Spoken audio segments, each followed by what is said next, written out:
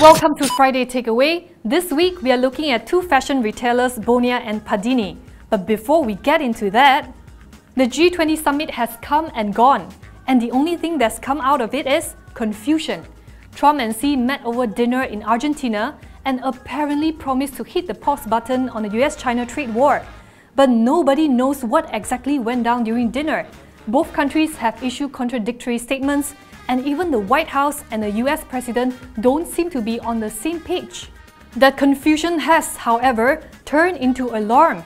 Soon after the G20 summit, the daughter of one of Apple's biggest rivals was arrested in Canada, throwing a wrench in the trade talks.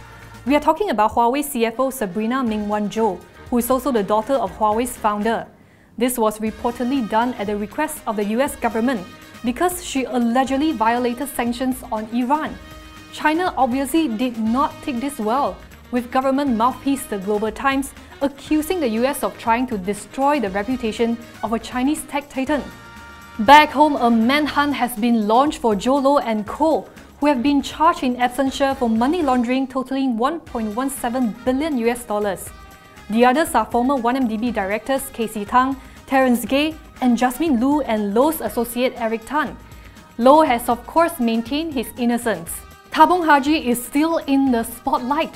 This time is zooming in on its investment in a 52% stake held in True Ridge Resources, which owns some 42,000 hectares of oil palm plantations in Indonesia. Tabung Haji and FGV Holdings jointly bought True Ridge for 600 million ringgit in 2009 and assumed debts of over 700 million ringgit.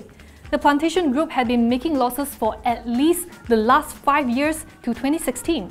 According to sources, Tabung Haji and FGV will likely have to write down their investments, and police reports are expected to be lodged as well. It's been a rough week for Linus after the government issued an ultimatum: remove the 6 years of accumulated waste from its Gabing plant, or risk not having its permits renewed.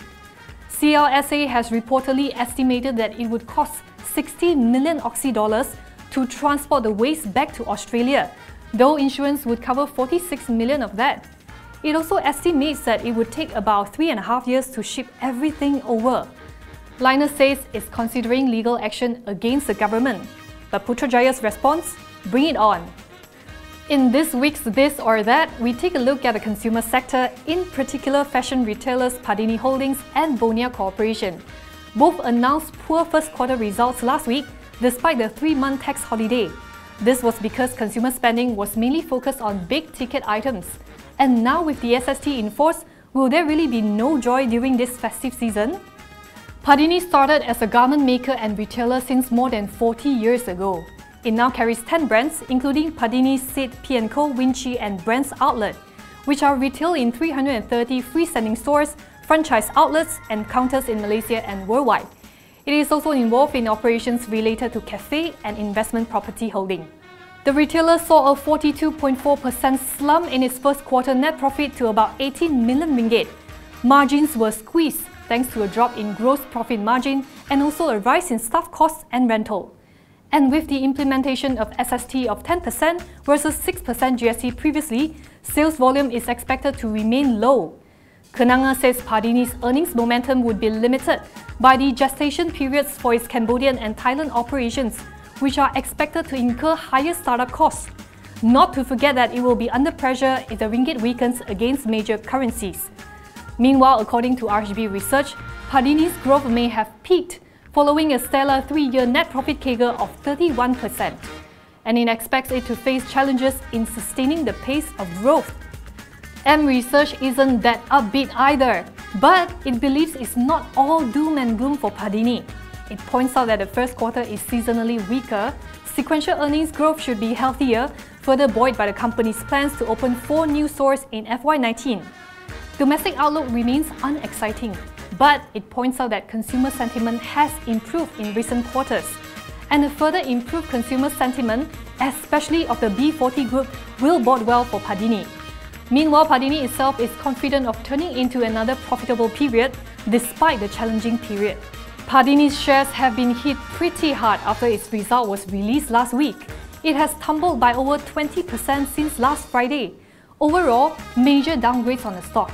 consensus is firmly in the sell camp with 7 sells, 3 holds and 2 buys on the stock, with target prices ranging from 4 ringgit 5 cent to 7 ringgit 15 cent. Also founded more than 40 years ago, Bonia has grown to operate a network of about 788 sales outlets and 188 standalone boutiques in the Middle East and Southeast Asia. It designs, manufactures and sells leatherware, footwear and apparel under brands such as Bonia, Brown Buffalo, Calorino, and Bonia. It is also involved in the investment, development, management and rental of commercial properties. Bonia's first quarter net profit plummeted 82.4% to 232,000 ringgit, while revenue was flattish at 99.2 million ringgit. Like Padini, it was hit by weak retail sentiment in both domestic and overseas markets. Its sales in Indonesia dropped 35.5% year-on-year, while in Vietnam, it saw a 25.8% decline year-on-year. CIMB research said Bonia's net profit was grossly below expectations. As such, it has cut its earnings per share by 41 to 46.2% based on weaker sales, increase in overall operating expenses, and higher tax rates. It also expects Bonia's operations in Indonesia and Vietnam to remain in losses given the tough operating environment. Arvin Huang says that there might be a possibility of earnings improvement in 2019 when spending patterns are normalized, supported by a positive macroeconomic backdrop. Bonia itself is optimistic on its outlook. It believes there will be a substantial increase in domestic consumption as Malaysia's GDP is forecast to grow further. Unlike Padini, Bonia didn't see a sharp fall following the release of its results. But if you look at the counter over the past 12 months, it's down by over 25%, hitting a low of 26 cents in October. Only 2 analysts covering this stock. We see 1 sell and 1 hold with target prices at 21 cents and 28 cents.